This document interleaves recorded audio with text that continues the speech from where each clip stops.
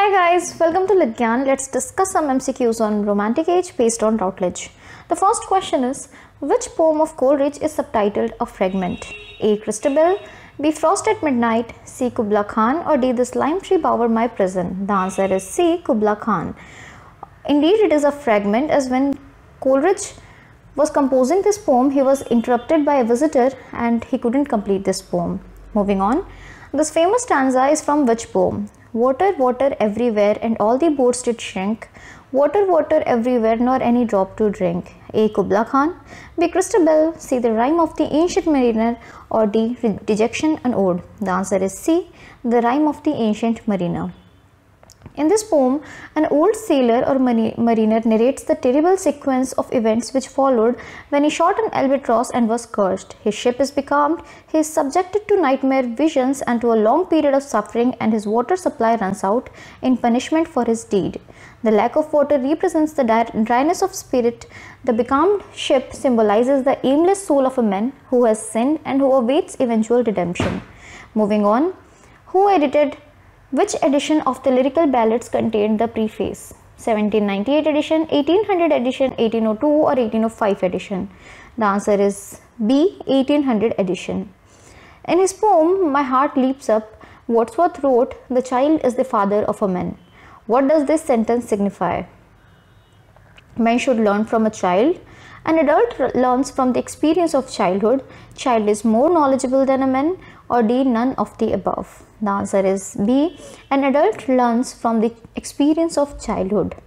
For the Romantic writer, the child is holy and pure, and its proximity to God will only be corrupted by civilization. The child then is a source of natural and spontaneous feeling. Moving on, Blake wrote that without contraries is no progression in which of his works? A. Milton, B. Songs of Innocence and Experience, C. The Marriage of Heaven and Hell, or D. London? The answer is C. The Marriage of Heaven and Hell. Blake has created the giant Los and Urizen. What do the two signify? Los signifies artistic creativity, Urizen signifies scientific discovery. Los signifies power, whereas Urizen signifies the powerless. Los signifies Augustan age, whereas Urizen signifies the Romantic age. Los signifies human imagination, whereas Urizen signifies the restrictions of law and order. Choose the correct option. The answer is option D. Los signifies human imagination, Urizen signifies the restrictions of law and order. Identify the poem. I wander through each chartered street, near where the chartered Thames does flow, and mark in every face I meet marks of weakness, marks of woe. In every cry of every man, in every infant's cry of fear, in every voice, in every ben, the mind-forged manacles I hear.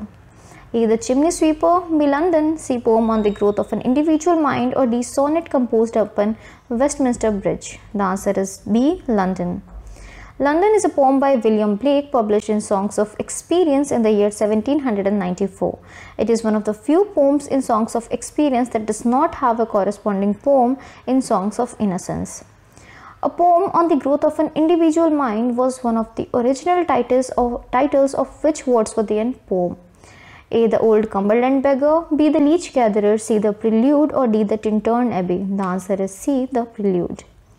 Which poem of Wordsworth begins with the line, 5 years have passed? A. Tintern Abbey, B. Ode Intimations to Immorality, The Solitary Reaper, The Leech Gatherer? The answer is A. Tintern Abbey.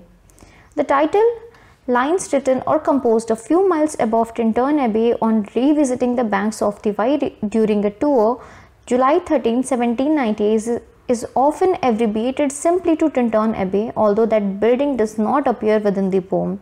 It was written by Wordsworth after a walking tour with his sister in this section of the Welsh borders. The poem is written in tightly structured decasyllabic blank verse and comprises verse paragraphs rather than stanzas. Moving on. Throughout his poetic career, Wordsworth continued to regard the child as the single most important source of wisdom and truth. In the following poem, the child as a symbol of all that is holy and good is directly addressed. Thou best philosopher who yet dost keep thy heritage, thou eye among the blind, that deaf and silent readest the eternal deep, haunted forever by the eternal mind. Identify the poem. A. Daffodils, B. The Solitary Reaper, C. Ode, intimations of immorality, or D. Tintern Abbey? The answer is C. Ode, intimations of immorality. Bliss was it in the dawn to be alive is a line taken from A. Wordsworth's The Prelude, B. Lyrical ballads, C. Dejection and Ode, or D. This lime tree bower my prison? The answer is A. Wordsworth's The Prelude. In The Prelude, a long autobiographical poem, Wordsworth wrote that in the early years of the French Revolution, bliss was it in the dawn to be alive. But he later recorded his feeling that the leaders of the French Republic had become oppressors in their turn. Frenchmen had changed a war of self-defense for one of conquest, losing sight of all which they had struggled for. Moving on, a sadder and a wiser man, he rose the morrow morn. Who is being talked about in this final line of the rhyme of the Ancient Mariner? A. The sailor who was the main character in the poem, B. The pilot who saved the sailor at the end, the pilot's boy who saved the sailor along with his father, or the wedding guest whom the mariner's story has been recounted? The answer is D. The wedding guest whom the mariner's story has been recounted. Coleridge's Kubla Khan opens with a basic contrast between a river and the pleasure dome. Identify the river. A. River Thames, River Elf, River Wye, or River Isis? The answer is B. River Elf. In Kubla Khan, Coleridge presents an exotic landscape which has often been interpreted as symbolizing the movement of the creative imagination. The poem opens with a basic contrast between the river Elf, a potentially destructive force, and the pleasure dome, a source of deep perception and understanding. In Xanadu did Kubla Khan a stately pleasure dome decree, where Elf, the sacred river, ran through caverns measureless to men down to a sunless sea. Moving on, identify the poem. My genial spirits fail, and what can this avail to lift that some smothering weight from off my breast? It were a vain endeavor, though I should gaze forever on that green light that lingers in the west. I may not hope from outward forms to win the passion and the life whose fountains are within. A. Christabel, B. Frost at midnight, C. Dejection and Ode, or D. The rhyme of the Ancient Mariner? The answer is C. Dejection and Ode. Moving on to the final question of this video, in the poem Frost at Midnight, the poet addresses whom? His wife, his friend, his daughter, or his son? The answer is D. His son. It is in dialogic form, the poet addressing his son Hartley. You can take your time and read the lines. That is it for today. You can leave your doubts in the comment section below. Till then, happy learning.